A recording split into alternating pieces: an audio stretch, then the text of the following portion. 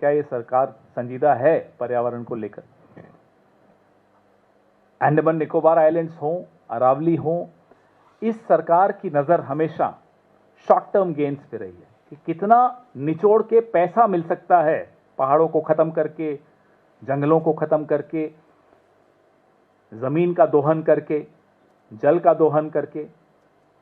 ये अगली पीढ़ी के बारे में नहीं सोचते, ये अगले चुनाव के बारे में सोचते हैं।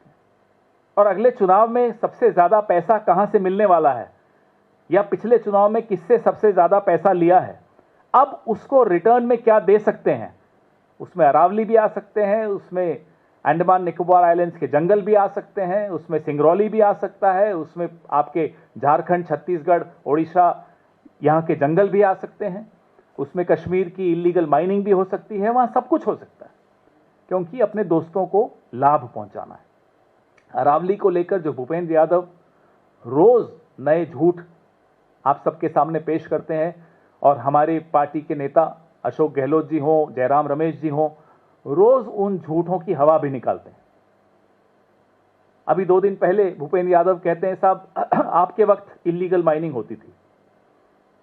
ठीक है साहब, तो इलीगल माइनिंग होती है तो क्या उसको लीगलाइज कर दिया जाए?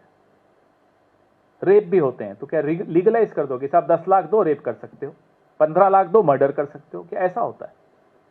इलीगल होता है इसलिए उसको लीगलाइज कर दे, ये कभी हमने सुना नहीं। ये न्याय की कौन सी परिभाषा है, ये भूपेंद्र यादव ज्यादा जानते होंगे।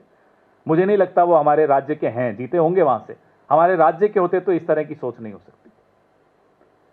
राजस्थान में मैं ये मानता था, मैं था इसलिए बोल रहा हूं कि अब नहीं मानता हूं, किसी भी राजनीतिक दल का व्यक्ति हो, अरावली को लेकर संजीदा ही नहीं, भावनात्मक भी उसका रिश्ता होता है अरावली से। भूपेंद्र यादव का रिश्ता राजस्थान से सिर्फ वोट का रिश्ता है, दिल का रिश्ता नहीं है।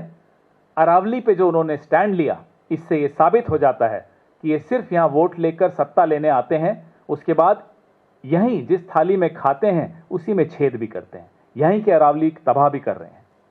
अरावली पर आने वाले दिनों में हम अपनी पूरी रणनीति भी आपके सामने रखेंगे।